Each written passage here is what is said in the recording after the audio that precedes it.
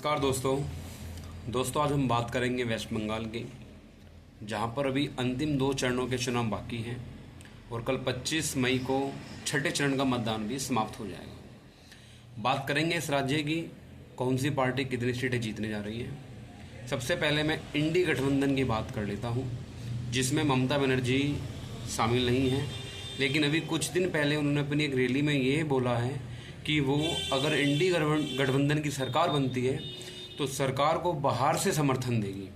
यानी कि कहने का ये मतलब है, जब उन्हें लगने लगा कि उनकी जो वहाँ की मिट्टी है वो फिसलने लगी है, अब जाके उन्होंने ये बयान दिया है। इस बात को भी छोड़ दीजिए।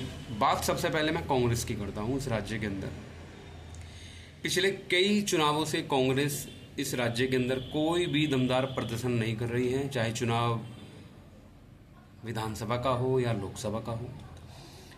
जो बात रही लेफ्ट की, वो भी 15-16 साल से सरकार में नहीं है, सत्ता में नहीं है, तो उनमें भी कोई दम नहीं है।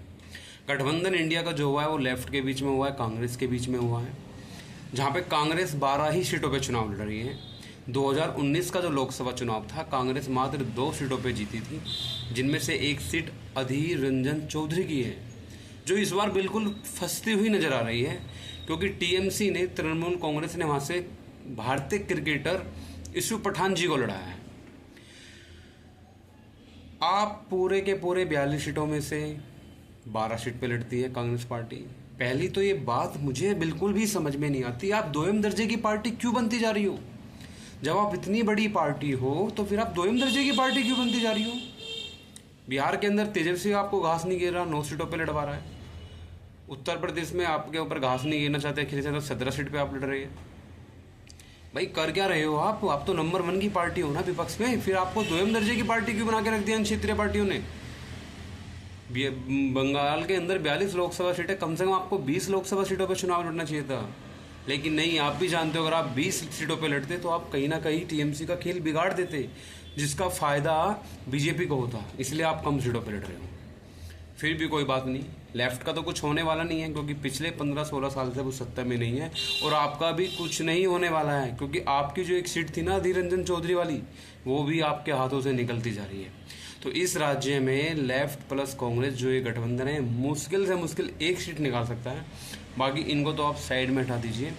बात करते हैं जो सीधी फाइट है बीजेपी और तृणमूल कांग्रेस की, तो पिछले इलेक्शन में बीजेपी 16 सीटें जीती थी 19 वाले इलेक्शन में, और इस बार ये बिल्कुल पॉसिबल मुमकिन लग रहा है कि बीजेपी 25 से ज़्यादा सीट जीतती जा रही है। हो सकता है वो सीटें 30 तक भी चली जाएं, लेकिन हम इतनी आगे की नहीं सोचते हैं। 25 सीटें बीजेपी कहीं ना कहीं बंगाल के अंदर जीतने वाली है। इस बार ममता बनर्जी को पता है कि लोग यहाँ के समझ चुके हैं कि वो राष्ट्रवाद के नाम पे वोट करने जा रहे हैं, वो देश के लिए वोट करेंगे, वो जाति धर्म मजहब के लिए वोट नहीं करेंगे। तो मेरा जो एक फाइनल ओपिनियन पोल है बंगाल को लेकर वो यही है कि यहाँ पर बीजेपी नंबर 1 की पार्टी बनने जा रही है। तृणमूल कांग्रेस जो अब तक नंबर 1 की पार्टी थी, वो इस बार 2nd नंबर पे आने वाली है।